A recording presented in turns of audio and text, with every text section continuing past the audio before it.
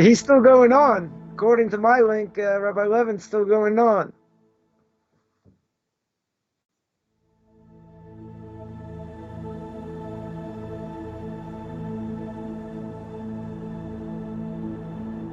All right, 1 second.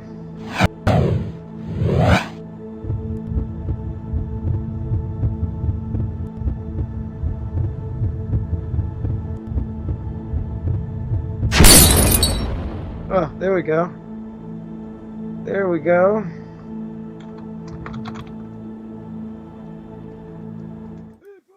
Hey, good day, everybody. Welcome back to another episode of Pirkei Avos, the Ethics of the Fathers, live from Israel with Rabbi Chaim Coffman. Now, today's a special day because this is our first live broadcast to our new International Noahide Network Roku station. So this is being streamed live onto the television.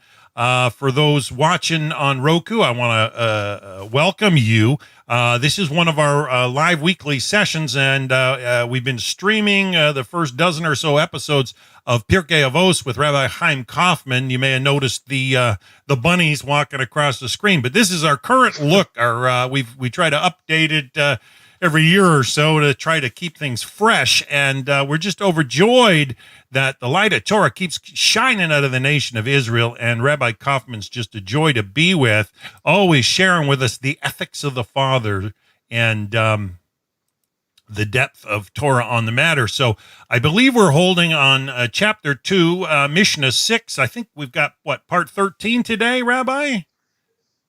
That is true. Always a pleasure to be here. We'll see if there's a part 14. We'll see how far we get, and we'll see how strong this Roku network is going to be. See if it can actually handle me, and there won't be any, there won't be any issues. Glitches, yeah. It's got to be Kaufman-proof. As they say, you just, never know. And as everyone says, when I come on, you better make sure it's Kaufman-proof, right?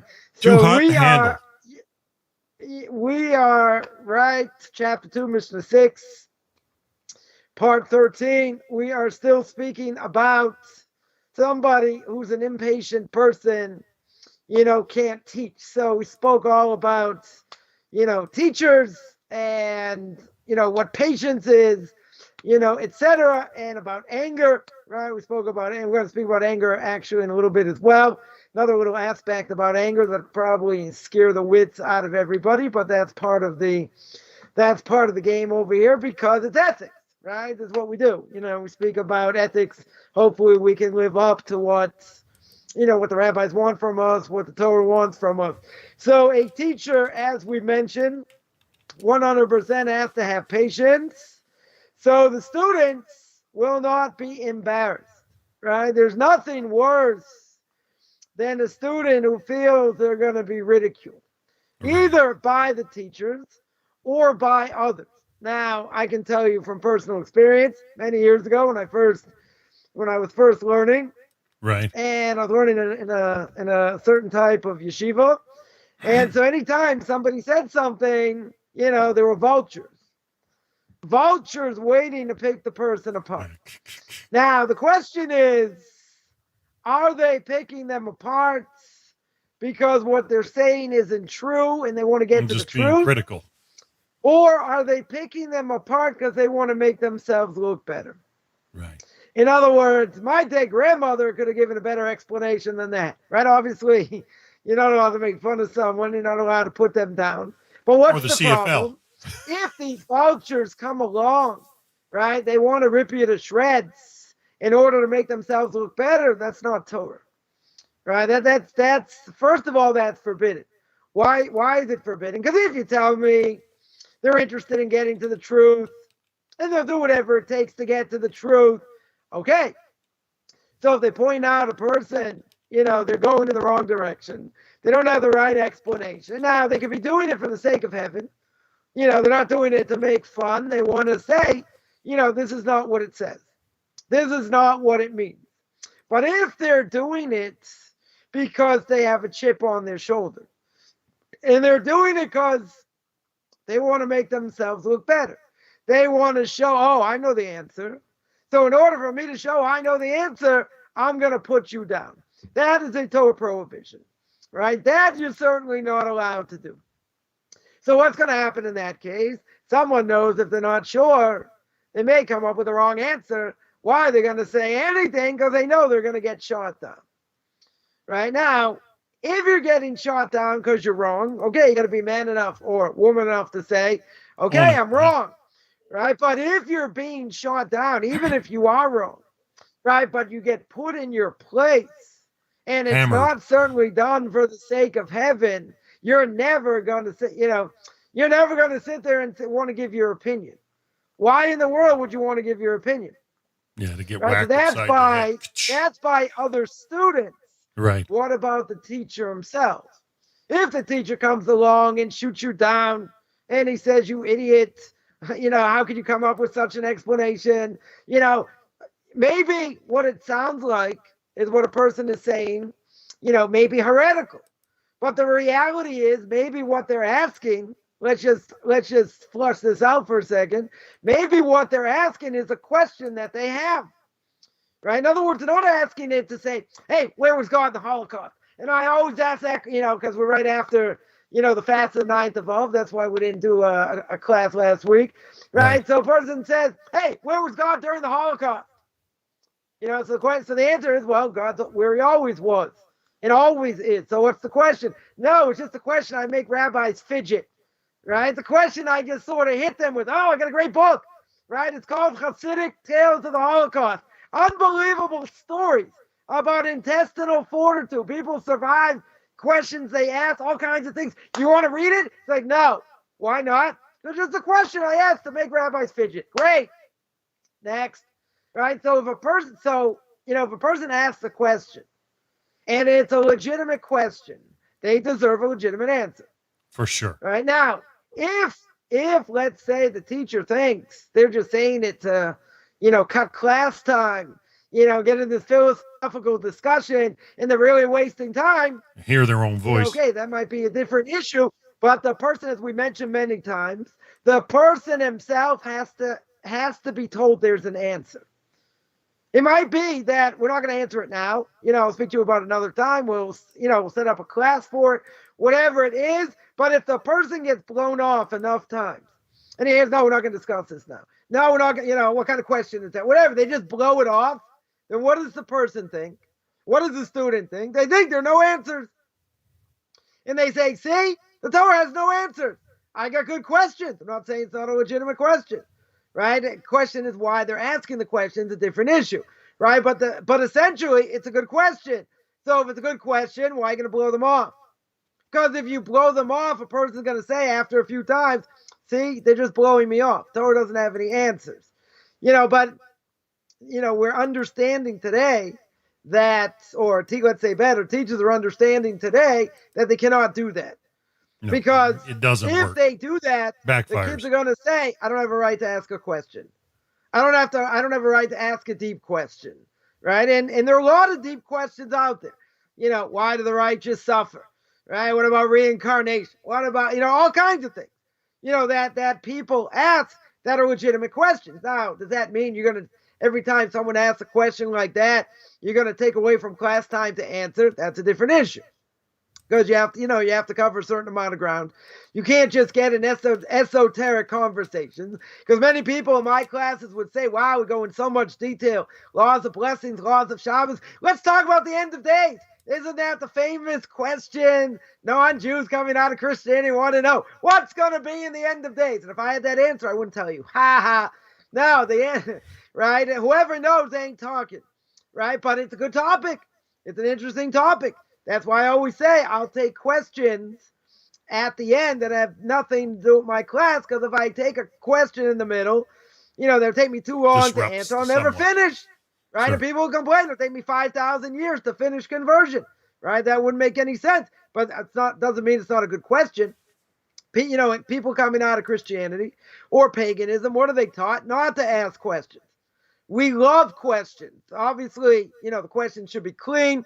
The question should be sincere, yes. etc. Not just to waste someone's time, and not just to get another opinion. With one of my pet peeves, and someone's going to say, hey, what's the answer to this question? You give an answer and say, hey, but other rabbis disagree. So why are you asking me? you asked me specifically for my opinion. So I'm going to give you my opinion. Don't tell me 20 people disagree. Okay. So what if 20 people disagree? Right? But you're not rabbi shopping. That's forbidden. We've spoken about that also. Yes. My Rebbe once told me something. And I said, by the way, is there anyone else who holds such a thing except for you? And he's like, what? I said it's not good enough for you? He's like, not good enough for you. Right? So obviously, I'm kind of a little bit of a hard nut to crack, as most people probably realize. Right? But the point is that a teacher themselves have a tremendous obligation not to embarrass a student. Right? We told the story before of a teacher that embarrassed somebody, and the only way the person would accept, he went against Judaism, became a secular Jew, because that was one of the things that led him, to go off, is because he got embarrassed in public. So he told his Rebbe, he said, listen, I'll accept your apology on one condition. You have to gather the entire class together and go back to the school where you taught in that same classroom and apologize to me in public. Now, this Rebbe lived in Israel. In order to gather everyone together, going to cost them a lot of money. But this student said, I will not forgive you unless you do this. Right? So he went to one of the Torah giants of the last generation, Rabbi Elyashiv of blessed memory, and he asked him what he should do. He said, so Rabbi Elyashiv screamed at him, and he said, I don't understand the question. You embarrass someone in public. When you embarrass someone in public, you lose your portion of the world to come. Rabbeinu Yonah says it's so severe, he holds the position that even though somebody murdered, it's one of the big three that every Jew has to give up their life for: murder, idolatry, or immorality. No matter what happens, if a non-Jew would say, I want you to kill this person, I'm going to kill you, right? You have an obligation to die, or bow down to this guy in the stick, right? Reference to JC, or short little fat guy. Mr. Buddha himself, I don't think they'll call him short little fat guy, but it's a mitzvah to make fun of idolatry anyway. So imagine someone says, God forbid, they put a gun to your head and say, bow down to fatso or die. You have to be willing to die. Right now, but if a person kills, in general, you don't lose your portion of the world to come. Comes along Rabbeinu Yonah in Shari Tshuva, in the Gate of Repentance, which I gave a whole bunch of classes on the entire book on my subscription website. Anyone interested, they can contact me about that. And the Rabbeinu Yonah says an unbelievable novelty. Rabbeinu Yonah says if you embarrass someone in public, you lose your portion of the world to come. Now, that sounds almost implausible. Why? Because when I embarrass someone, what do you do? Or not me. When someone embarrasses someone, what happens? The person turns white, then they turn red. Right? What does the redness represent? Right? Blood. So it's like you're spilling someone's blood. It comes along Rabbeinu Yonah, and he says, I understand if a person kills, they don't lose their portion of the world to come. But what does Rabbeinu Yonah say? We mentioned this before, but it's still very good to mention. And that is, but if you embarrass someone, which is an offshoot at best of murder, because you're not really murdering them, they turn white, they turn red. It's akin to murder. It's similar to murder in some ways. So you lose your portion of the world to come, right? So if you embarrass someone, you lose your portion of the world to come, right? So something like that, but I don't understand. If you murder someone, you don't lose your portion of the world to come. If certainly if you repent. I would say embarrassing someone also, but they have to accept your atonement, all right? They have to give you forgiveness. So Rabbeinu Yonah is telling you an unbelievable thing. He's saying murder, you don't lose your portion of the world to come. Murder is seemingly a heck of a lot worse than embarrass someone in public. And he's telling you if you embarrass someone in public, you lose your portion of the world to come. That is a huge novelty. Because if you would have said it, anyone else would have said it, would have shot you in the head. No pun intended. Doesn't make any sense. Why, if the thing that's more severe, i.e. murder itself, you have a portion of the world to come, right? Over here, you embarrass someone, not similar to murder in many ways. You lose your portion of the world to come. So Rabbi Elyashiv said, you have to go get everybody together. And he said, what's the matter? Your portion of the world to come is not worth anything. Right? In my language, it's worth spit. You're not going to get your portion in the world to come back. He's giving you a golden opportunity. So I don't care how you get the money. I don't care if it's 2 years of your salary. You want your portion of the world to come. That's how you have to get it. That's what you have to do. He didn't even understand the question, right? So what did the person do? Exactly what he did, right? He got everybody together, flew them in, went back to the original school, got his whole class together. Cost him a pretty penny. Got his whole class together, and he apologized in front of everyone. And he accepted his apology. And that's how he got his portion of the world to come back, right? So the thing over here is someone in education has to be very, very careful you do not embarrass anyone, right? You lose your portion of the world to come. Now, what should a person do? Let's say, ask a student a question. Student's way off base, right? Student makes a mistake. So what should the teacher do? So the teacher should find the good points that the student said, and then try and build it up and say, you probably meant like this. Or maybe you meant like that. Now, they could be way off base, way, way off base. So you can say, okay, maybe you meant like this. It gets the student to think a little bit, and then he points them in the right direction, right? Something like that's going to give the person a tremendous amount of self-esteem instead of just saying, no, you're wrong, go in a different direction, you're way off base. Here, they're helping them make the right decision, right? Giving them proper understanding.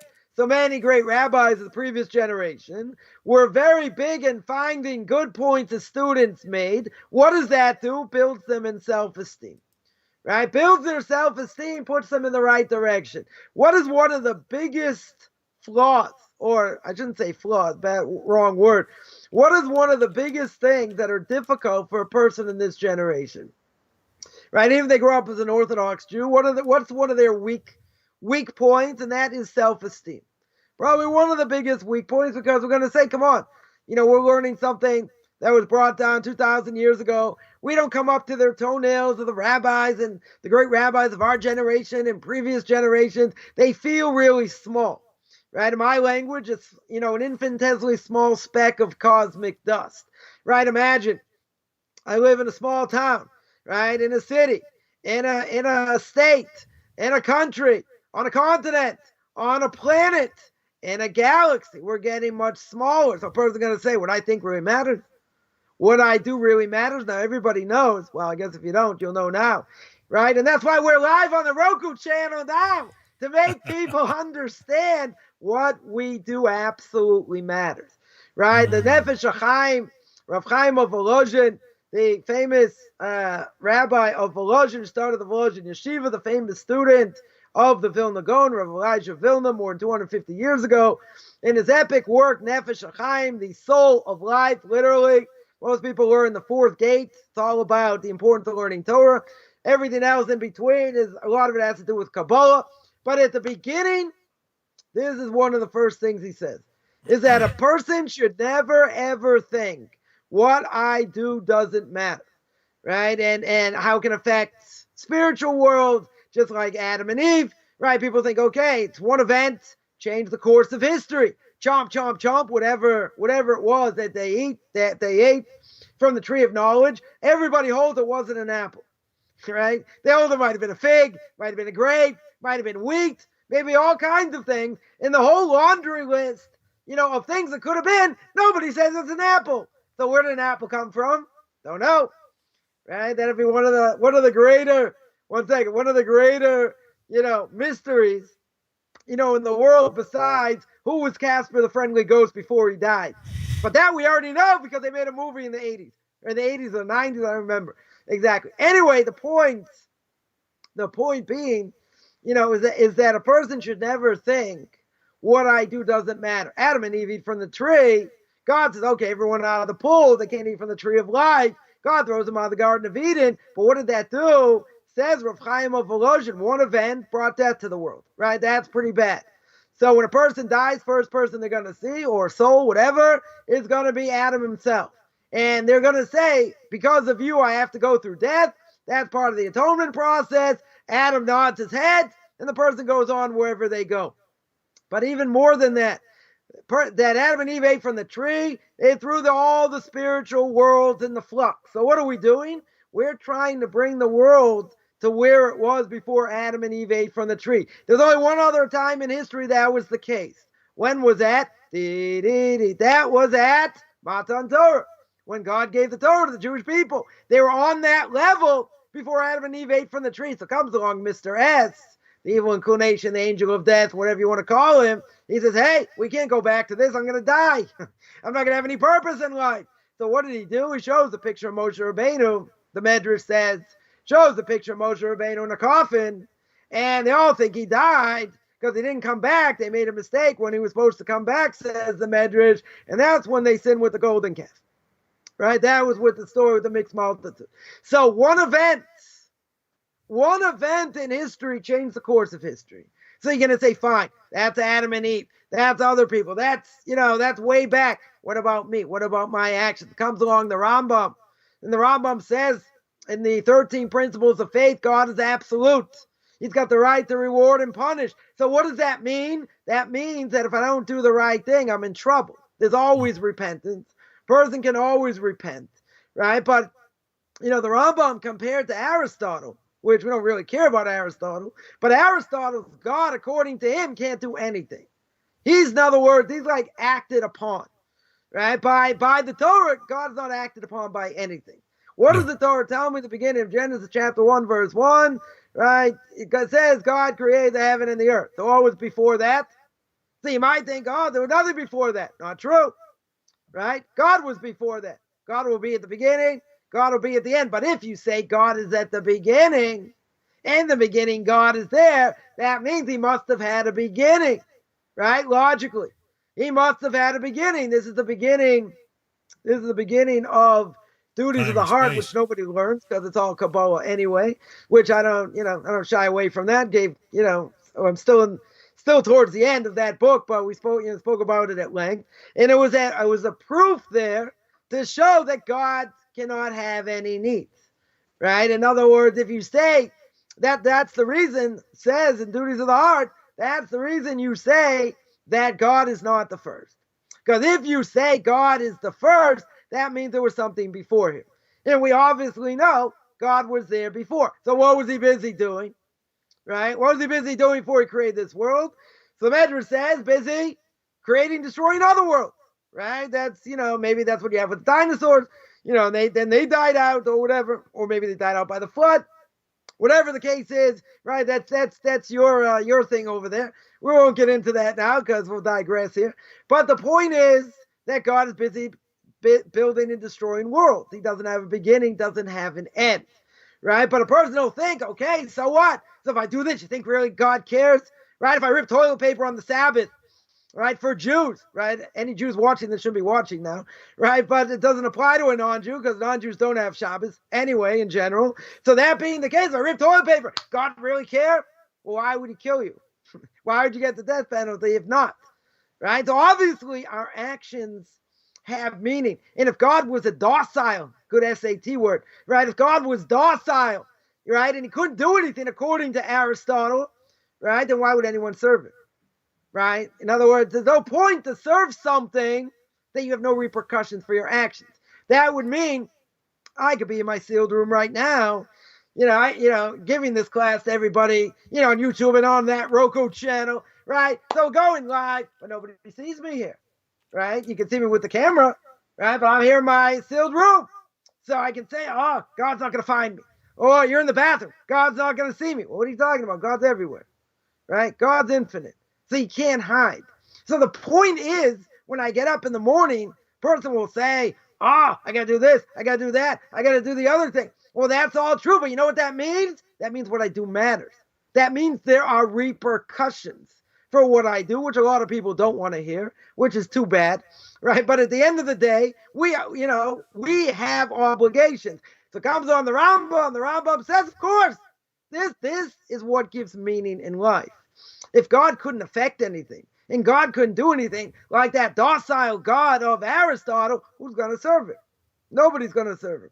So imagine one event in history changed everything. In our own lives, events can change the future, right? The person's going to say, I know you got a question here, but now I'm on this roll. Just let me finish. So I read the introduction, which I mentioned the story before. It's also a good story. When I was engaged, it was a book called Made in Heaven. It's about marriage, and written by Rabbi Kaplan of blessed memory. And I never got past the introduction.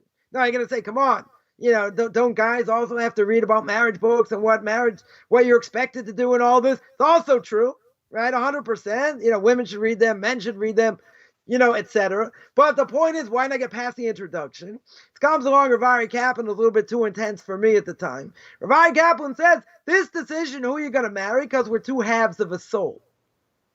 When a person gets married, right, their souls come together, right? They're two half souls. So if they're two half souls, imagine what happens when you marry the wrong person, right? I'll get to that in a second, right? But what did he say? This decision doesn't just affect you. It affects your future spouse. It affects your kids. It affects your grandkids. And I'm like, who, me? Slam the book shut.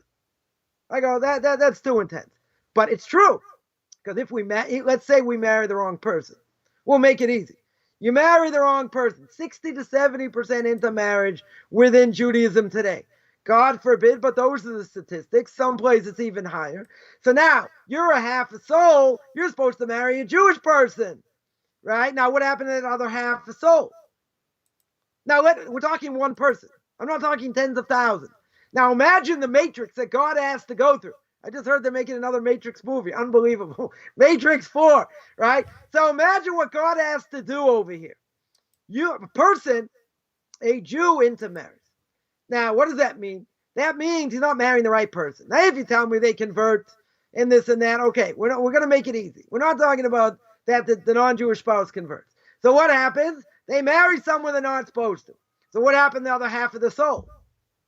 The other half of the soul. Sounds like a Freddy Krueger movie. Go somewhere else, right? A Nightmare on Elm Street. Go somewhere else. But it's not going to be with the right person. You just messed that up because now you intermarried, right? So now all those future generations, however many kids you were supposed to have with the right person, gone. Gone. Those future souls don't exist. Right? Now, that's one person. So now, the other half of the soul also is not going to marry the right person in reality. So, what's going to happen to them? And whatever. So, we see it's a little bit complicated. The point is, that's one person. Imagine 60% of the Jewish people today are intermarried. That makes the Matrix look like child's play. You need a major supercomputer to figure out where all these souls are going to be, right? And where they're going to be in the future. And now who they're going to end up marrying. And all these other souls that are not going to come into the world, right? So now do the math. I mean, we're not going to do the math. I'm not going to embarrass myself here. But imagine you're not marrying the right person. If you don't marry the right person, you're not going to have the kids you were supposed to have. So those kids are not born. So now what does God do? What does God do with these kids that aren't going to be born?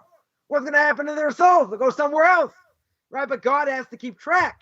This is why you need a major supercomputer. That's why the Matrix is going to be obsolete over here, because the statistics are up the gazoo, right? The things change by the second. Okay, this kid's not going to happen, right? It's not going to come into the world. This soul's not going to come into the world. So now what do I do with it? Going to go here, going to go there. But then this other soul's not going to come in. So let's say someone's going to have 2 kids, 3 kids. Imagine the havoc that it does in the spiritual world and the souls and getting fixed up and all that. That's only by one person. Multiply it 60 times that. That's more than the Matrix, right? That is more than all the hours on the Roku channel. That blows your mind. People go, intermarriage is not a big deal. Well, if you look at it in spiritual terms, it's a whole different ballgame. Right now, the other side of the coin is what happens if a person marries the right person. Right? A Jew marries the person they were supposed to, and they end up getting divorced. Now, what happens if they married the right person? Now, just because the person ends up marrying the right person, that doesn't mean that everything's going to go great, everything's going to go easy, and that God put them together and everything. They could mess it up themselves. You're going to say, but they're two halves of the soul. They're meant to be together. You're right. They're absolutely meant to be together. And if they are, great. But what can happen, right? So I'll give you a parable. And the parable is, take a plant and leave it in the sun and never water it. What happens when you don't water a plant? I'll tell you, It's I wouldn't say it's not biology. It's whatever you call it, whatever plantology it's called, right? Botany. It's botany 101 or 101A. You don't water a plant, it will die. Right? Doesn't matter how much sunlight it gets, it'll die. Right? What's going to happen. That's exactly what's going to happen. Right? In a marriage, no difference. You can keep the laws by the letter of the law, beyond the letter of the law, all these things. If you don't work on it, it will die. Right? So God's going to say, it's not my fault. Right? It's certainly not my fault. You did this. But I put the right people together. The right people actually got together. Does that mean we can blow it? 100%. Right? That's what it means. It's not God's fault. Right? He put the seeds together. It's okay. Now, but you have to work at it. Right? Just because you're together doesn't mean, it's going to go. People make that mistake. But if I married the right person, how could this happen? So we have an evil inclination. We do things wrong. We say things. We get caught up. I mean, there are a million reasons. There are a million reasons why a person can grow apart. They could be all legit. Doesn't really matter. Yeah. The point is, it can happen. And the fact is that if it does happen, it's a tragedy. Right? It's a tragedy when anyone gets divorced. I don't think there's any question. Right? We're talking about two Jews here, not by an intermarriage. An intermarriage, it's a great thing they get divorced. Right? But in general, two Jews getting married, okay. Right? But they have to work at it. If they don't work at it, right? It's like the plant. It will die. Yeah, question. Okay, I got a couple. I got one from me, and then there's one from somebody on the YouTube chat room. And I just wanted to say that to those watching on Roku, if you want to get involved and interact live, you can find us on the Noahide World Center social media stations on Facebook and on YouTube. So go to YouTube, the Noahide World Center, look it up, and you'll see this stream is being there. And there's loads of people from all over that join us regularly. But my question first, Rabbi, was just like you said, we should never discount our input, right? Like you were saying, more or less. Can we go on the opposite extreme? I mean, is there times where we overinflate our input into something? That's my question. Meaning what? Well, I mean, I get what you're saying. You're really bringing alive the necessity to value your efforts and make them effective. I get that. But on the other side of the spectrum, I mean, if we overvalue our input, if I don't do it, it won't get done, sometimes becomes disastrous behavior where one person, the old adage, 90% of the work's done by 10% of the people. There are those that think if they don't do it, it doesn't get done. And a lot of times they're discounting a lot of people in the way, and they don't realize they can leave a wake of disaster. I'm just saying, can we cross the line? Or in marriage? You're talking to marriage also, or just in general? Just in general. But the question that's coming from Esther Herrett, who is another Canadian, she's on the east coast of Canada. She's asking a question. What if a Jew marries a non-Jew and the non-Jew converts after they were married? Does this make it one soul, was her question. So seemingly it should, right? Even though really maybe, if they're a non-Jew, it's not the right person to marry, right? But if they are, if they do convert, they have a Jewish soul, time. Right? And that Jewish soul originally was at Mount Sinai, because there's no non-Jew wants to convert that their soul wasn't at Mount Sinai, because it makes no logical sense at all. Right, the fact that I grew up with, a lot of things within Judaism, okay, sitting in the sukkah, shaking, lulav and all that, fine. You take a non-Jew living in the prairies, he comes to a synagogue on sukkahs, for goodness sakes, here, right, here's my, here's my lulav here, and you can walk in the synagogue and you see people with their palm fronds going, oh no, like they're shaking. They got the living on steroids. They're like, what is going on over here, right? So what can happen? What can happen is that a soul, a Jewish soul that was at Mount Sinai, through intermarriage and assimilation, that soul essentially could be a non-Jewish soul. How can that happen? All you need is intermarriage. And, let's say, let's say that Jewish soul was a guy, and he marries a non-Jewish woman. So what happens? All those non-Jewish children, right? All those children are not Jewish, right? So let's say even though that soul was originally Jewish, so it can get messed up through intermarriage, through assimilation. So if that is true, does that mean it can't reconnect and become a Jewish soul? Can certainly happen. Now, Kabbalistically, which we're not going to get into, right? But Kabbalistically, it's a whole complicated thing. It's a whole complicated thing because you can't just say, well, a soul just becomes Jewish, becomes non-Jewish, or it's a male soul becomes a female soul, right? There's a lot more going on. We're not going into detail here, but there's a lot more complicated, right? But essentially, if that person converts, right, and once they convert, that Jewish soul goes in. So who's to say it's not, that's not the other half of the soul? It's just that soul got messed up in the process, right? That's how we can get messed up through intermarriage and assimilation, and can come back, become Jewish, and they can be two halves, right? They can be one half, another half, and that's how it would work out, right? That's how I would answer. Hope that answers the question. Your other question, which I thought you were really asking about marriage, but it can be applied in general, which is that, yeah, you could have a lot of lazy people in the world, and you could have only 10% that are people that really do things,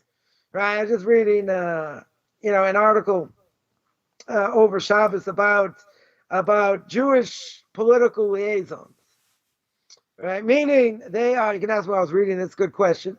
We won't go there, but it was about Orthodox liaisons to, let's say, non-Jewish, governors, politicians, etc. And, and this whole thing about, how they get the Jewish vote and what, how they have to educate them, what it means to be a Jew, and all that. So you got these people, you got a few of these, people, people know who they are, because I'm sure they're not, there are hundreds of people here, right? But they're a liaison, right? Essentially a liaison. So what are they doing?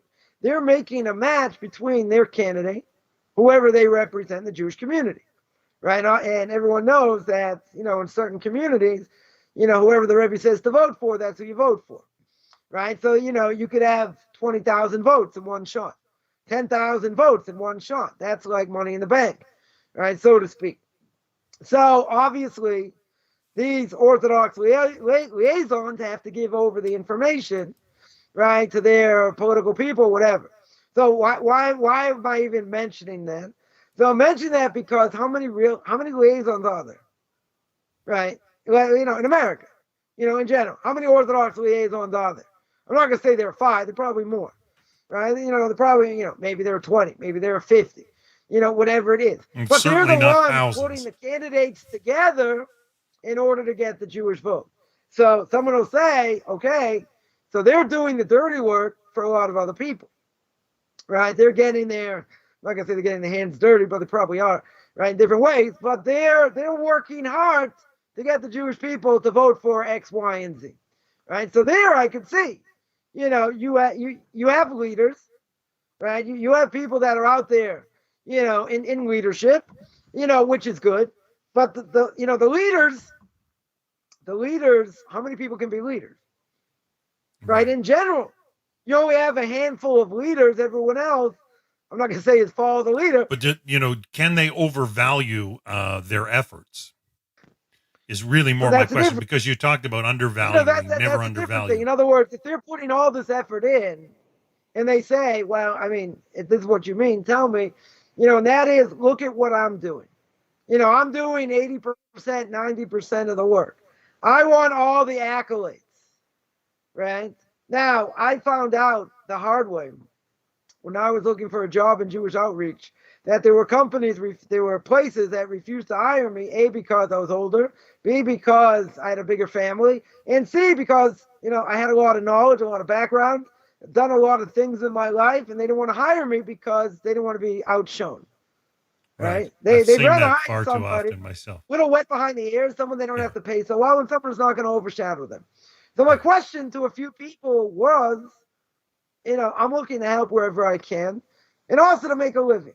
right? I'm not looking to outshine anyone. I'm not looking at, whatever. I'm looking to help as much as I can. And what was the answer? The answer was we're not interested. Why aren't they interested? Because, of the number of things that, that we mentioned. So I would think two heads are better than one, right? Three heads are better than one. Why? You can accomplish a lot more. You have your own biases, right? You think, oh, it should go like this. It should go like that, right? That's why you need a soundboard. That's why you need to give over to someone else in order for that person to say, well, maybe it's a good idea. Maybe it's not a good idea. What are the pros? What are the cons? But what happens over here, you bring up a very good point, and that is that what happens is people get a fat head. Ego gets involved. Because the person says, I'm the one who did this, right? Simple complex. Me, myself, and I, right? I did this. I built this. That's why some people, when they start an organization, they don't have any partners, right? And I would say in certain ways it makes more sense. Why? Because if you ever disagree, or you ever, you could put your two heads together, right? It doesn't mean you're going to have a good partnership, right? Why? Because the egos get in the way. Someone says it's my way or the highway. Why don't you ever listen to me? I should get equal salary. Like, this is what can happen. Now, there are places, I know of some places where you had two heads there for 50 years, more than 50 years, right? It doesn't always work out that way. So, many things can get in the way, and a person has a different vision, a different idea, and you're not going in that way. So so they have a choice. How important is their vision? If their vision is much more important, that's what drives them. They're going to step down eventually because they want to see their dream. They want to see their dream met. Right, but I would think in theory, and I only say it's in theory because I don't think it happens all that often, and that is that people have to be on the exact same page, right? And if you're doing different aspects, of the same thing, and you're helping to grow an organization, why is it about me and about me and about me? It's like being on a baseball field, right? The right fielder. The right fielder, he gets a bug up his nose, and he says, you know what? I can be a pitcher. I can throw it 97, 98 miles an hour, curveball, slider, but he's got a gun arm, right? He's got an unbelievable arm. He belongs in the outfield. That's what he belongs. But he says, I want to be the pitcher. I want to be the first baseman. I want to be the catcher. But what happens? So you got 11 guys on the field. If you got 11 guys on the field, each one, unless they can do other things, you have utility players. You got this guy from the Los Angeles Angels can pitch and DH. Pretty amazing. You think about it. But okay, most people play one position. Some play maybe a few different positions. But if you're not on the, if you're not all on the same path, you have to be diverse, because if you're not diverse, you're never going to win. Right? You can't have someone who's a left fielder play catcher unless he can play catcher and he's good. Right? So too, in any organization, you have different players. Now, someone will say, my job's more important. I'm raising the money. Someone says, what do you mean? I'm the teacher. I'm bringing the people in because of my name. Right? So you got, well, who's more important? They're both important. Right? You need both. Or we could just be like me, one-man wrecking crew. Nobody else. Right, but in the end, what happens is ego gets in the way, right? And if a person's not patted on the back and they're not thanked for what they do, so what happens? They feel bad. They don't feel like they're accomplishing, or maybe they're accomplishing so much that in the end, what's going to be, they're not going to get what they deserve, right? I just also read an article about teachers who are grossly underpaid in the Jewish community. No question. Out, yeah. And one of the things teachers, besides trying to control the classroom and everything else, besides they're being underpaid, is recognition. All they want, they want to be paid well, that's true, but in the end, they want to hear from the parents. They want to be thanked. They want to get notes every so often to say that what they're doing is a great job. But if they don't get that, not to mention they're getting underpaid, not to mention they may have to do, side work, etc. It's not a field most people want to go into, right? You're already in a losing situation, right? You're not making that much money, but even if you have a tremendous passion, you give your life for it, but you're not getting anything, you're not getting anything back. So a person will say, what, you're looking to be patted on the back? That's what you want, right? I'm just thinking this out loud. After reading this article, think about it. We mentioned before in Pirkei Avos, why does, what's the highest level of serving God? So you never know how all this comes together. Torah's always intertwined. What's the best way to serve God? What do we say in the first chapter? The best way is to serve God without getting reward. That's the highest level. If a person serves God to get reward, they'll get reward, but it's a low level. It's a much lower level. Now, some of the commentaries say, okay, why is God going to, in duties of the heart, ask the question, right? Later we're going to see, probably in the next millennium, we're going to see that a person's going to think they're God's gift to the world because they learned a lot of Torah. What does the mission Pirkei Avos say? That's what you're born to do, right? We're going to rehash this a number of times. That's what you're born to do. Comes along the Avos and duties of the heart, and he says, why are you getting reward? That's what you're born and bred to do as a Jew. You got to keep the Torah. You got to keep the mitzvahs. Say, am I getting a Twinkie? Anyone eat Twinkies today? Am I getting a Twinkie? Smarties, whatever, a big wheel. That's what I should be getting. That's why I'm keeping Torah and mitzvahs, because I want a Twinkie. So it comes along the Avos, and he says, you know why God gives you reward? You want to know what the reason is God gives you the reward? Survey says, because God has chesed. It's an act of loving kindness. Because you are obligated 100% to do what God wants. Forget about the Twinkie. Forget about Tootsie Rolls. Forget about Ben & Jerry's. Oh, Ben & Jerry's is out. Right? No more Ben & Jerry's. Forget about Ben & Jerry's. Right? So if that's the case, you're going to say, what? Don't I get Ben & Jerry's?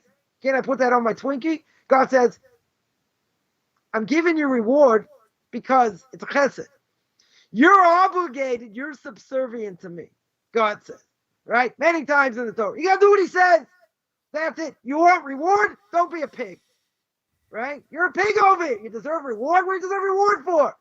That's what you're commanded to do. If that's what you're commanded to do, that's it. Right? So you got to say, but I want a reward anyway. Okay, so that's incentive. If someone, non-Jew once told me many years ago, yeah, that's the reason you're going to do Torah mitzvahs for a portion of the world to come. And what would happen? And someone once told me, I've heard a number of times, when I die, I'm going 6 feet under. Which I said, I hope for your sake you're right, because if I'm right, you're toast. Right? But let's say there is a world to come. And even the person said to me, okay, so let's say I'm right and you're wrong. Well, I said, okay, I disagree, but let's say. He said, so why would you keep Torah mitzvahs anyway? So my answer was, even if I would find out I would never get reward anyway, why would I keep it? The answer, I would keep it because it makes the absolute most sense of giving meaning to life, even if you get nothing back.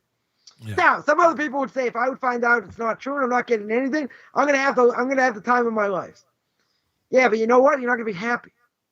You're not gonna find meaning in it, right? You're just not going to, because we all know that most people are on Prozac today, and the more money you have, probably the more Prozac you're on, right? People are miserable.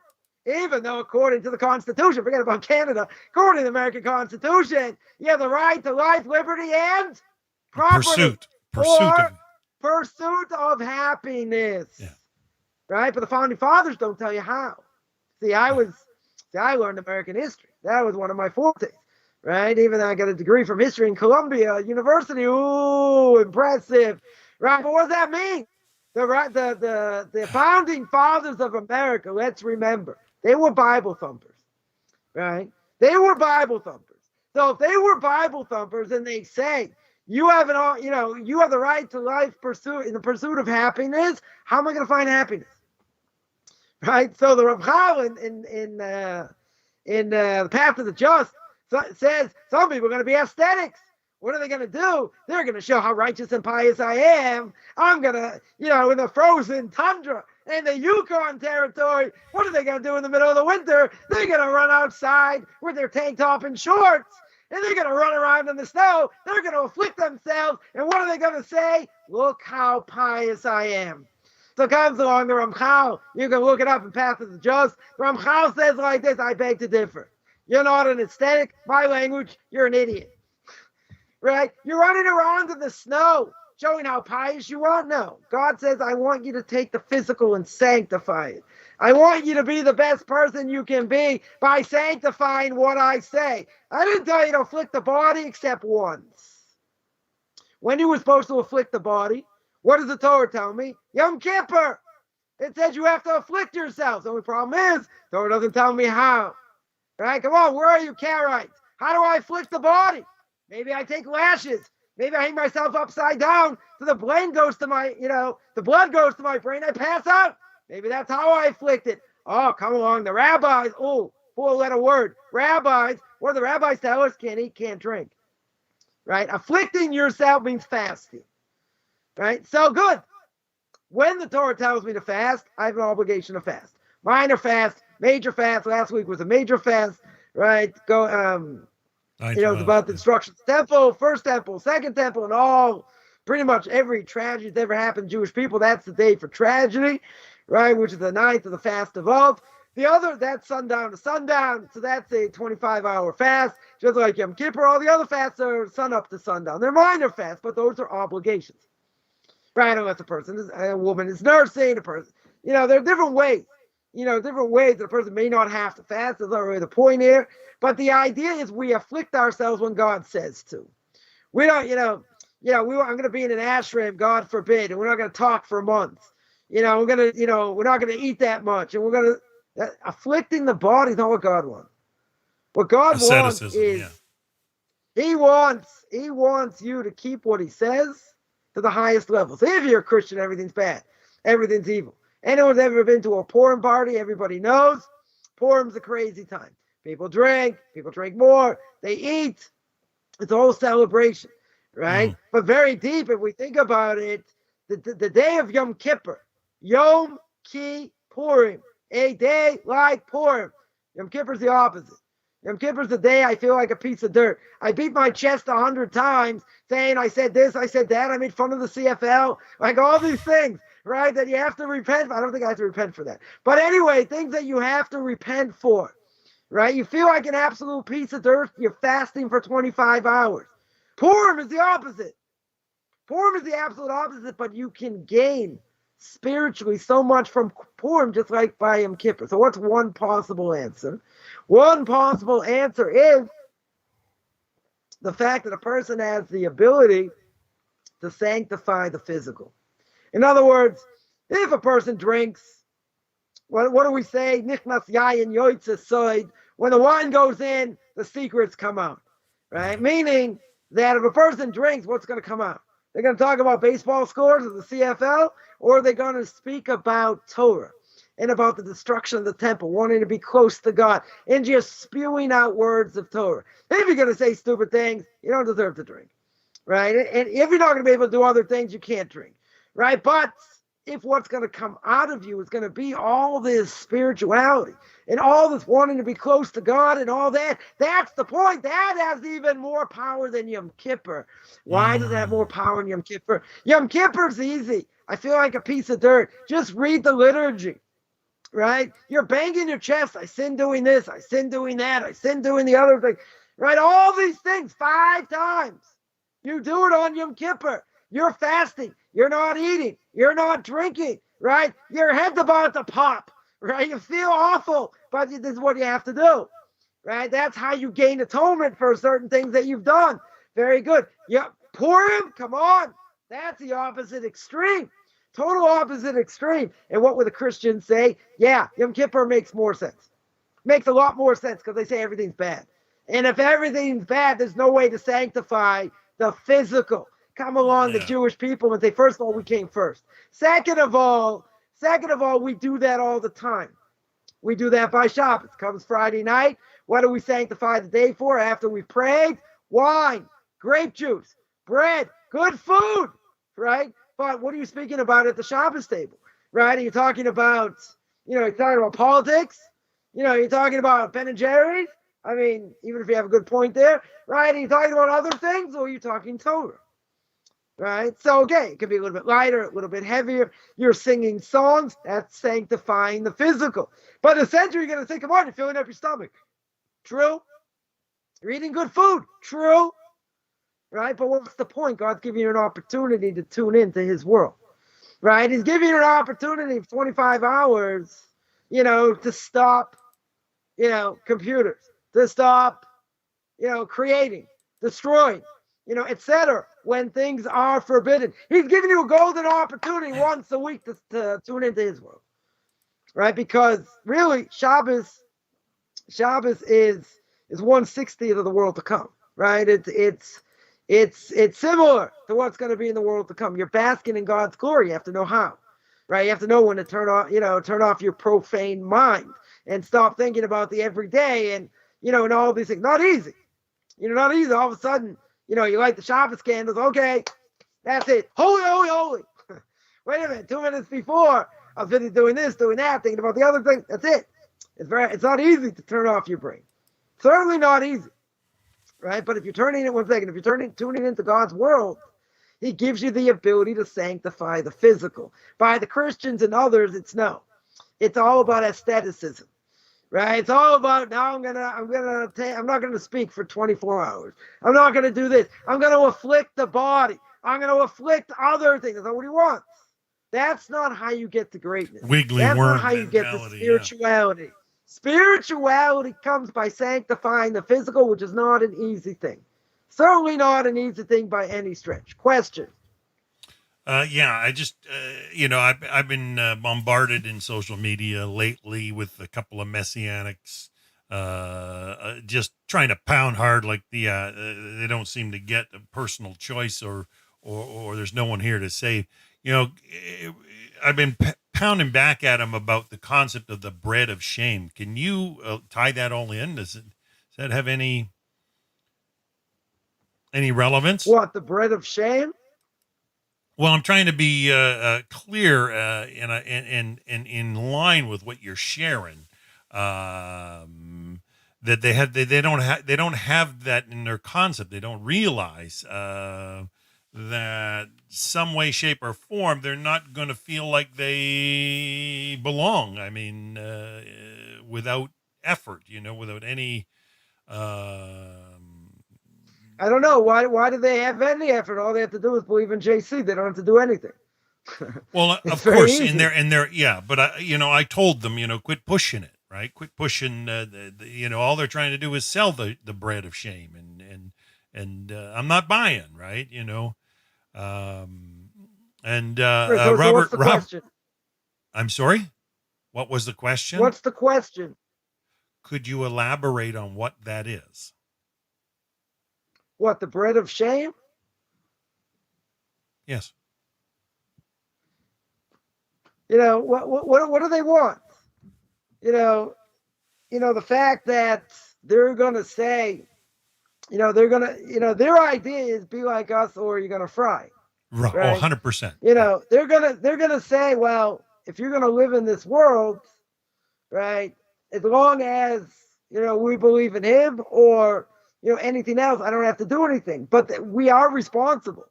In their world, there's no responsibility. Exactly. Right? In my language, anybody else's language, that would be called pass the buck. We're not into pass the buck. We're into you have to take responsibility for your actions. And that's something nobody wants to hear. But the Christians will bring you 25, 30 proofs that make no sense to say that someone came to this world and he did it for you. But you don't have to do anything. Now the question would be, why would I do anything? Anything at all in a spiritual way if someone came and took care of that for me? Why would I do that? Why would I do anything? They'll say, no, he came, you're eating his blood, you're eating his flesh, you're this, whatever it is, right? It's a whole convoluted mess, right? But the Torah is very clear. As the Rambam says in the 13 principles, there's responsibility. Exactly. The Torah makes clear you say the Shema twice a day, right? A person has an obligation to say it twice a day, once in the morning, once at night, and even before you go to sleep. The second paragraph is all about what Second paragraph's about if I do the right thing, you'll have water, you'll have food, everything's great. You do the wrong thing, famine, war. What is the Torah telling me? There's a right way to do things. There's a wrong way to do things. But more importantly, as we mentioned before, there are repercussions. There are 100% repercussions for your actions. Now, in that other world, I say a couple, Hail Marys, I'm good. I confess I'm good. What does that do? What does that do? And let's say, we'll make it graphic. Let's say someone embarrassed someone in public. Right? They embarrassed someone in public, destroyed them. Just absolutely destroyed them. Come to the priest, he says, okay, he confesses, or she confesses, says a couple Hail Marys, he's good. What about the person he destroyed? Forget about what he did between him and God. Him and God's a different issue. Let them fight it out. It's between man and man, right? This is what Tisha B'Av's about. It's about our obligation to our fellow man, right? The temple is destroyed because of unlawful hatred. Also for idolatry, immorality, other things. But the second temple is destroyed because of unlawful hatred. What do you mean unlawful hatred? So, King Solomon says in Ecclesiastes, there's a time to love and a time to hate. But you're not allowed to hate your fellow Jew in his heart. That's what the Torah tells me. Technically, I could hate your guts. I could hate any non-Jew's guts. Probably not a good thing to do. But technically speaking, maybe it's not forbidden. Because the Torah tells me I'm obligated to love all Jews. Right? I'm not allowed to hate them, but obviously I can hate what they do. Right? And maybe, if they're so evil, I can certainly hate them. Right? We're not going to get into that now. The point is I hate what they do. Right? But does that mean they're not liable? Of course they're going to be liable. Right? They're going to be liable. Now, what they do between God and man and God, that's a different issue. But if someone damaged someone else, right? They damaged someone else. Now, in a court of regular law, secular court, within secular court, the person sues you for damages, you're liable. You're 100% liable. Smashed their car, you stole something, whatever it is. You are 100% liable if you're liable. Now, comes along the Christians. And says, what do you mean? Why should there be a law of the land? Maybe we'll knock out the law of the land. You say a few Hail Marys. Who cares? You're done. You don't have to do anything. I don't understand. You just damaged the person. Right? You smashed his car, stole his money, whatever it is. You damaged them. So how can you not be liable? So, this is the way of saying, I don't have to take responsibility. Right. Now we see, I'm not going to go into their mindset and what they do, with the beginning of creation. Because the beginning of creation, Adam and Eve, eat from the tree. I do understand they'll say there was Mr. S, he caused evil, this is why it happened. Okay, it's probably a bad example, right? But at the end of the day, Adam and Eve eat from the tree, right? We don't care if the snake comes or whatever. It doesn't matter. They eat from the tree. They eat from the tree, they change history, right? So now, if you want to tell me evil happens, and evil happens because of Mr. S, okay, so now there are repercussions. See, there are repercussions for the world because comes on the snake, tries to entice Eve. He entices Eve, Eve eats, she gives to Adam to eat. They get thrown out of the garden, right? The snake also gets punished, right? But I would say like this, she got enticed. Let's say she was on her own net. She did it with free will. That is true, but if it wouldn't been for the snake, she wouldn't have eaten from it. If she wouldn't eat from it, so I would ask a very simple question. Right now, let's turn it philosophically into a pretzel. Why is she punished? Why is Adam punished? It's the snake's fault. It's Mr. S's fault. Punish him. No, you know why they have to be punished? Even according to the Christians, because they did something wrong. They absolutely did something wrong they shouldn't have done. Doesn't matter who they were enticed by. Right? But at the end of the day, we could pass the buck and say, come on. I mean, that's what Eve does. Right? Adam said it was his fault. Eve said it was the snake's fault. And then God nails the snake. But he punishes everybody. He says, all right, everyone out of the pool. Punishes the snake, punishes Eve, out of the pool. punishes Okay. Adam. Right? He throws them all out. Right. Right? Now, in their world's view, why should Adam and Eve be thrown out? In other words, it's the snake's fault. Really, it's a snake's fault. But at the end of the day, they're going to have to agree. Even if the snake did it, there are repercussions. There's some level of repercussions, right? And the repercussions, according to what the Torah says, repercussions are they brought death to the world. Adam and Eve brought death to the world. Who instigated it? The snake. The snake instigated. He's a fallen angel, according to them, right? Mr. S is a fallen angel, so it's all his fault. So I would say, if I were Adam and Eve, I would answer very simple. What do you want from us? He made us do it. He convinced us. Why should we get punished? So they would have to agree, even if Mr. S does, that there are still repercussions. But even without that, according to their worldview, why in the world would they be responsible for anything they do?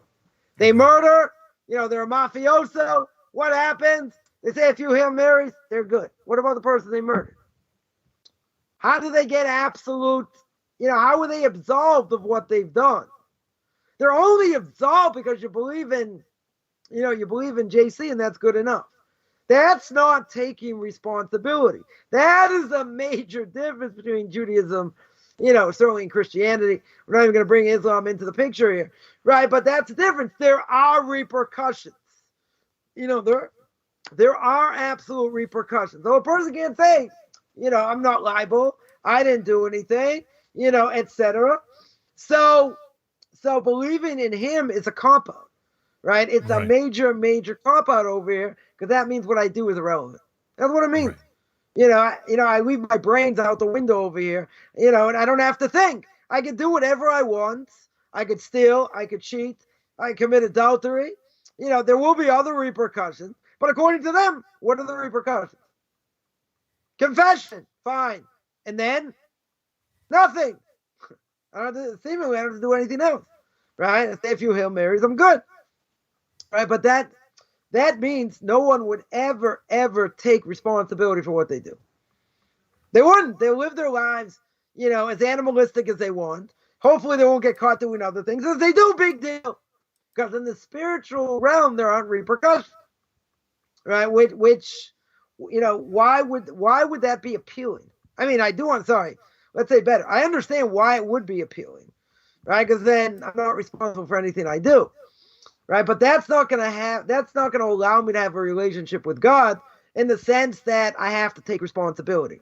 In this case, there's no responsibility at all. No, I passed the buck. Right? So if I pass the buck, very good. Why would I ever get punished later? Now, the only reason a person may get punished later is because of the law of the land.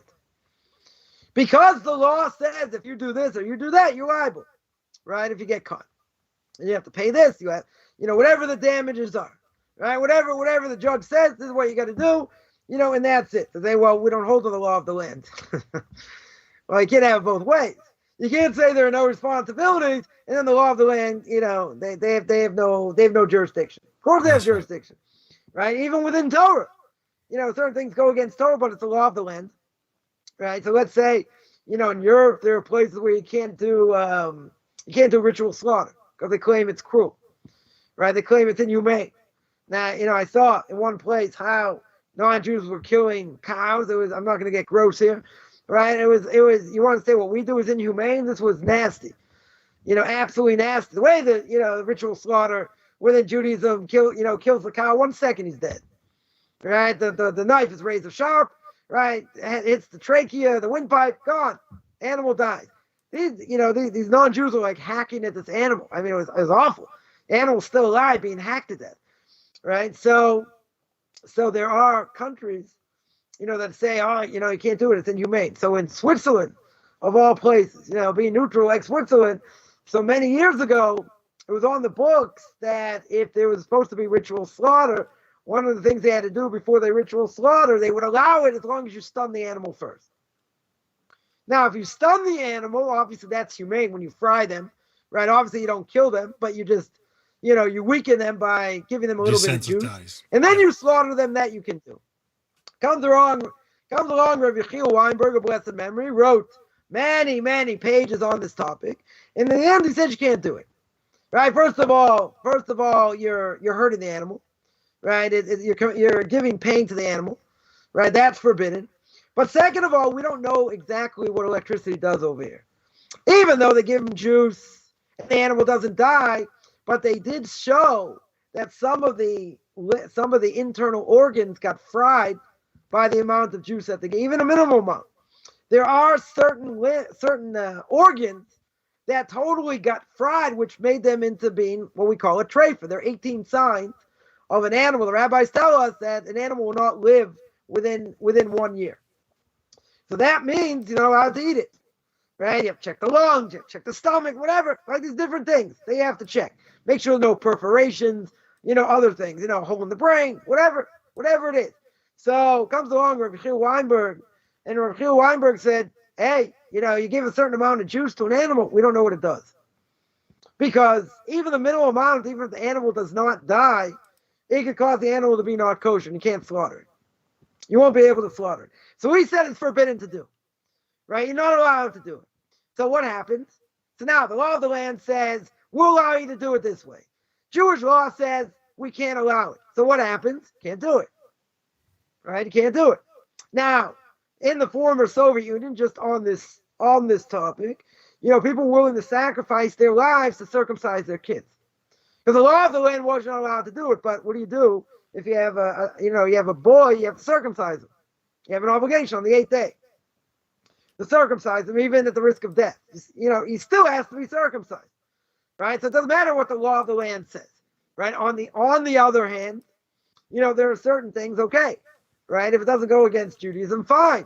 If it does, then you got to find a way around it somehow, right? And certainly in Europe, there are all kinds of terrible decrees.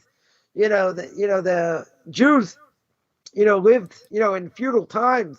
They had their own piece of land that was run by the feudal lord, whoever it was, what they call, I guess in Yiddish, call him a paritz. A paritz is the one who owned like all these lands, whatever, and he could charge whatever he wanted, right? He could charge them, a certain amount of the crop, certain amount of money, etc. And what happens, it makes the rent so high they can't afford it.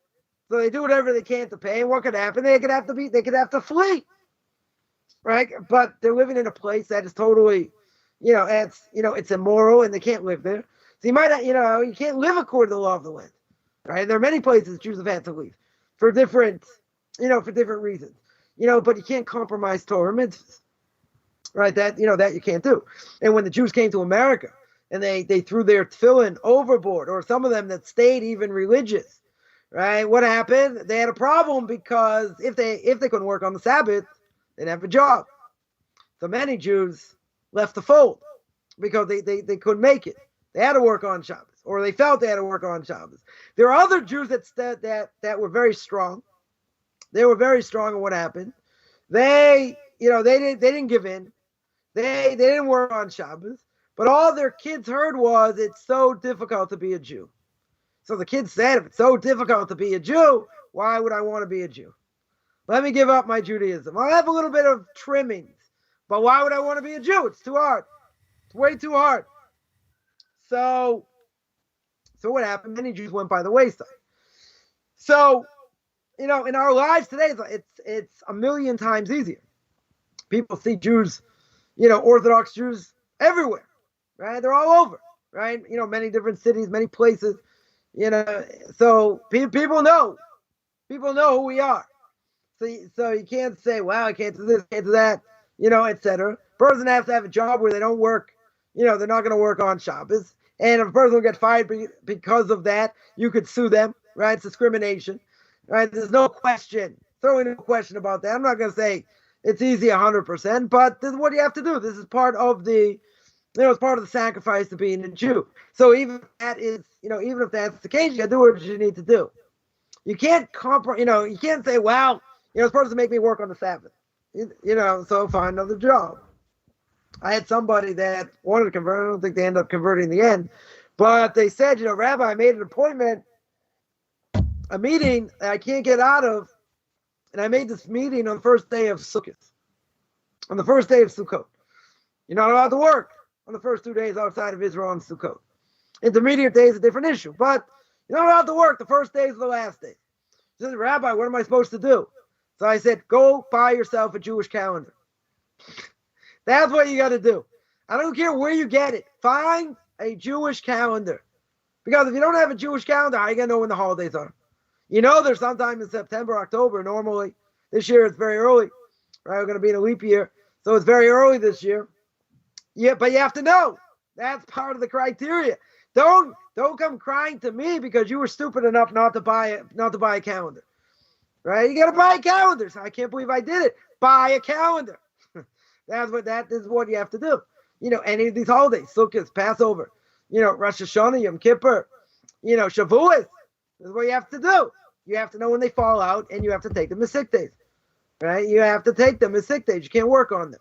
Intermediate days of Passover and Sukkot, that's a different issue. Person has to work, they can, etc. But in the end of the day, there are days you can't, right? Days that are forbidden. So therefore, you're not allowed to. So you got to figure out how you're going to do it. And you have to, you tell the boss, weeks before, I have to take these days off, etc. Whatever it is, right? That's your obligation. That's your obligation. If you don't do that, you're irresponsible. Totally irresponsible. I don't want to hear excuses. I didn't know. How did you not know? There are hundreds, of Jewish calendars that exist in the world. This is something easy to find. Yeah, that you have to put Google. the front of your mind, the back of your mind. That's what you have to do, right? So in this case, I have to be prepared. Ignorance isn't bliss. But at the same time, what do we have to give over to our families? We have to give over that there's nothing more important than Torah. We have to be willing, even if God forbid, we may have to die for the sake of Torah. Not that we're interested in dying for the sake of Torah, but we certainly will instead of kiss the cross, right? That's our obligation. Yeah. That's our obligation. And if you don't, you transgress the Torah prohibition of not sanctifying God's name. That doesn't apply to a non-Jew. Obviously, it applies to a Jew. So that being the case, that's what I have to do. So you're in it for better or for worse, but for goodness sakes, you have to understand what you're doing. You have to make it part of your life. You have to live it. And if you don't, then 5 minutes before the Sabbath comes in, you're busy ripping toilet paper. You say, "Why am I doing this? Why in the world I'm doing this? I don't." Person. More important, I think, my opinion, for what it's worth. More important than knowing what to do is understanding why you're doing it. Because once I understand why I'm doing it, it answers up a lot of things. But I have to keep it in my mind. Because when I'm busy and I'm running and I'm this and I'm that and I'm chasing my tail and all these different things, I have to remember what the purpose is. See, by Passover, we're busy cleaning, scrubbing, all these different things. Guess what? We forget, we think that we are the Paschal offering, or our kids are the Paschal offering, or whatever, but it's going to get done. Doesn't matter how it gets done. By the 15th of Nisan, everything has to be cleaned. You have to have 3 matzahs. You have to have 4 cups of wine. You're going to have charoset. You're going to have bitter herbs, right? All these different things, but it has to be done. So you got to plan. Life is about planning, right? If you don't think about what you're doing, just like someone's going to say, well, I'm going to work on going on a diet. Well, that's great. What are you doing to work on that? Nothing, just a thought. Just a thought, whatever. I was just thinking, I should go on a diet. Very good. Are you making a plan to do it? Right? Are you making some sort of plan to work on things you need to work on? Or you just think about it for a few seconds and say, yeah, I really have to work on this, and you just blow it off. Right? So that's what life is. Life is a struggle. It's a day-to-day struggle. Everybody knows. Some have it easier. Some have it more difficult. Sure. In the end, it doesn't matter because that's what I'm doing in this world. Am I going to do the right thing? Am I going to be close to God? Right? If I do the right thing, or am I going to be further away? Right? I have to take an accounting. We should all certainly take accounting before a person goes to sleep. Right? Rabbi Chaim Brisker said on himself, Chaim Brisker more than 150 years ago, said on himself that, before he went to sleep, he thought about how much he wanted to learn the next day, what he'd want to accomplish. And by the end of the day, he thought about what he did. Did I fulfill my obligations? Didn't I fulfill my obligations? But, we have to have a plan. These things do not come out of osmosis. They don't just, a person can't just think, okay, I want to do this, I want to do that, I want to do the other thing. Well, great. What are you doing to put that into action? Well, really nothing. It's just a thought. Just an idea. Just an idea I had. Well, very good. So, you have to put it in action. You have to work at it. And if you don't work at it, nothing's ever going to happen. You're not going to be handed anything on a platter. As the Ramchal says in Derech Hashem, in the way of God, Ramchal says, clear you're put in this world to strive. And however much you succeed, barring that you didn't do so many things that are so bad, you have some sort of portion of the world to come, right? But we have struggles, we pass, we don't pass, whatever it is, we're in this world to work. That's what we're doing here. But again, there are many things we don't do right. There are some things, hopefully we do right, but we have to realize we have to be better. We have an obligation to give back our soul when we die the way we got it. Now someone's going to say, come on, a soul, when God breathed in the spirit of life, we're a child, right? We're an absolute child, true. Child grows up, becomes a toddler, becomes a youngster, becomes a young adult, all these things. So time goes by relatively quick. So the thing is, you get into some bad habits earlier, they're very hard to fix because they become part of us. So we want to really go in the right direction. And even if we are going in the right direction, do not think Mr. S, the evil inclination, whatever you want to call him, is going to sit down and die. He's not gonna just keel over here. He's gonna make your life an absolute misery, much more difficult than you ever had it. So you're gonna say, it's not fair. I'm going in the right direction. I'm trying to do the right thing. That's all true. Right? But even if you're doing the right thing and God's gonna help you, if you want to do the right thing, you want to do the wrong thing, God's not gonna stop you. But at the end of the day, we do understand there are gonna be struggles. There are gonna be struggles we pass, struggles we don't pass, but we have to remember we're in this world to work. And if that is the case, there's no free lunch. And because there's no free lunch, I have an absolute obligation to fight and to work as hard as I can. Now, what happens is, in general, is we get beaten down in life. That's what happens. And therefore, we forget about our goals. We just give in to our evil inclination and basically say, whatever's going to be is going to be. Hopefully, God's going to understand. But I'm under so much pressure. All these things are happening. God can't expect anything otherwise. And that is a major mistake because God expects the world of us because God breathed in the spirit of life, right? Oh, so how do we get on to all this? I almost forgot. It's because God gave us a soul. When God gave us a soul, what does God say? I'm putting this pure soul in the body, right? And whatever body it is, I'm putting this pure soul in.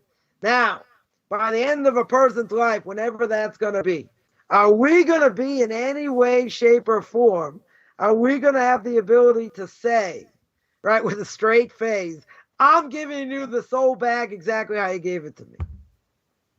Now, wow, everyone's going to have good way to put it. Everyone's going to have to say no because we're sullied with sin. Now, could be, that God's forgiven us. For terrible things we've done. We've gone through Yom Kippur. We've suffered. We've gone through other things. But is it going to be the same? Is it going to be the same as it was given? Did we use our strength in spiritual terms on a daily basis? Did we train our minds to think in Torah and mitzvahs? Every aspect, every second of the day. Did we work hard? No, did we work hard? On a regular basis, or do we just shrug our shoulders and say, what could I do? The CFL is starting. What could I do? Right? What's going to be? How are we going to answer?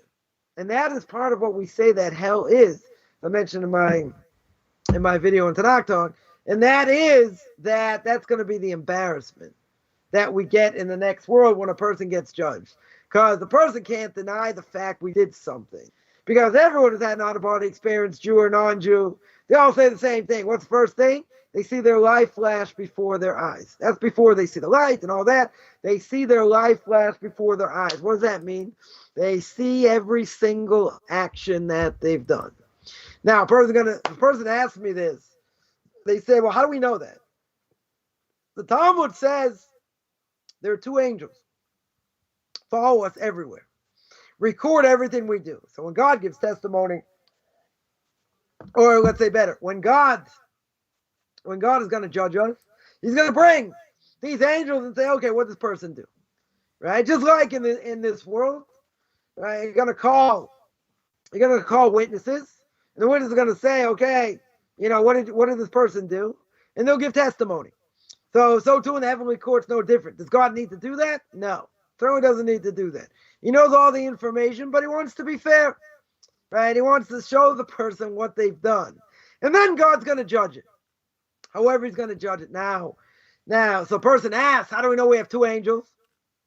So if we would have said this before Sony came into existence, and there was such a thing as, records, tapes, which don't exist now. I'm still working on, and getting rid of all my tapes, making them into MP3s, right? But, Sony does, if Sony didn't exist and all that, good question.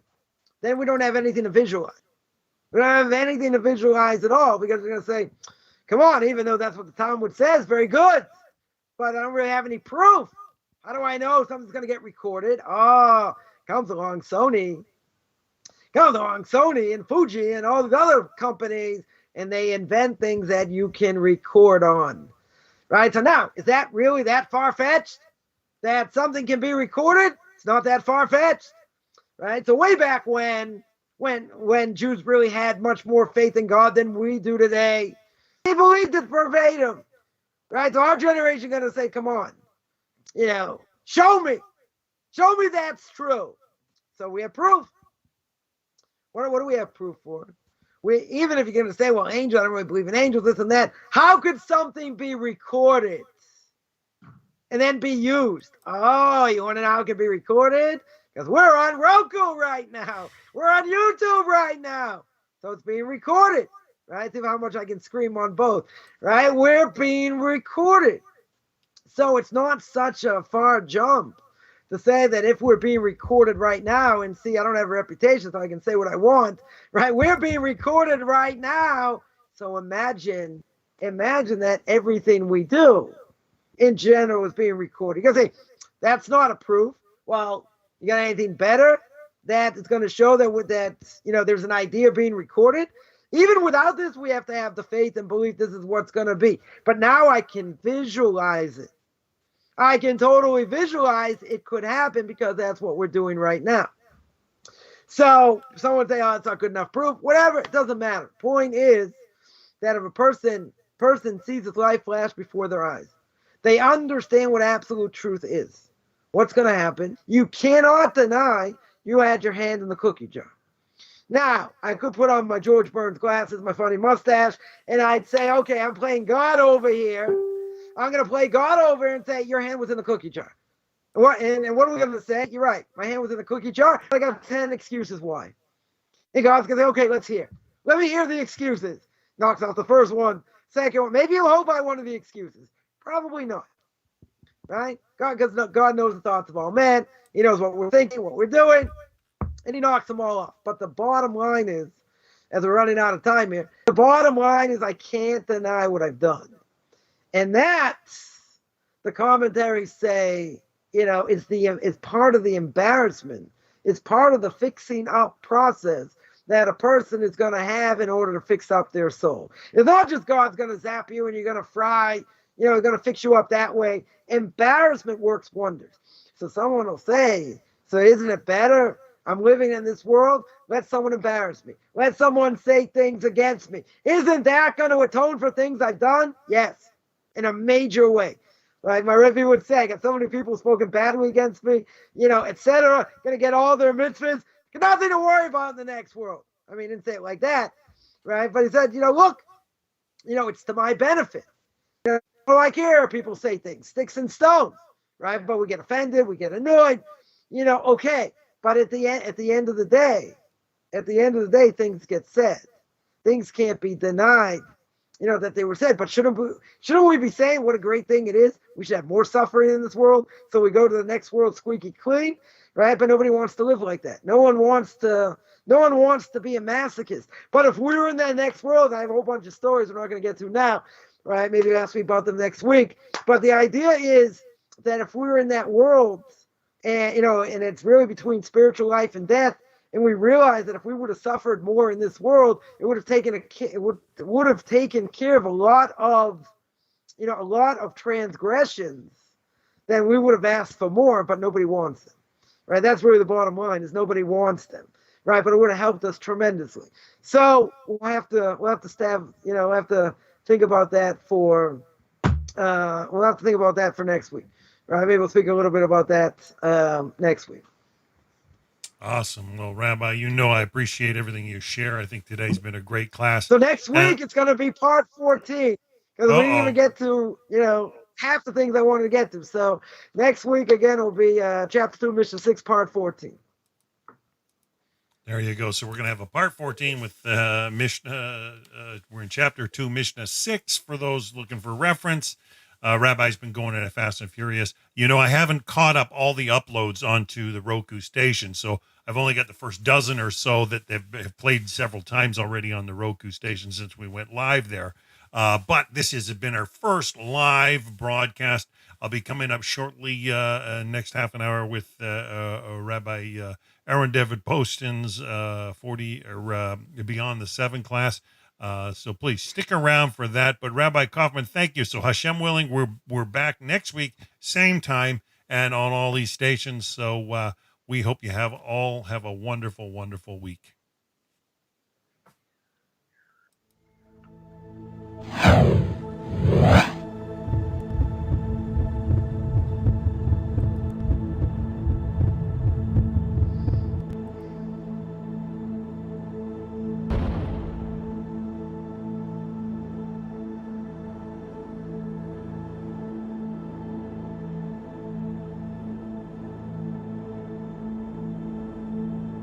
Crown means Mashiach. It's all kinds of stuff. I'm not going to get into all that stuff. This is so what happened is, it was to the point that a lot of people were really getting involved, and these things have usually caused serious problems whenever it's happened, and it's been disappointed. Always happens. We can go. That's happened. So there was a very famous rabbi called Eliezer from Jikov, very, very, very big rabbi, and what happened is, on the last day of Sukkot, he got up and said, I swear Mashiach is not coming this year. The beginning of the year. I swear Mashiach is coming. Everybody was flabbergasted. How can you do that? So they asked him, why did you do this? He said, listen, I believe Mashiach can come every day.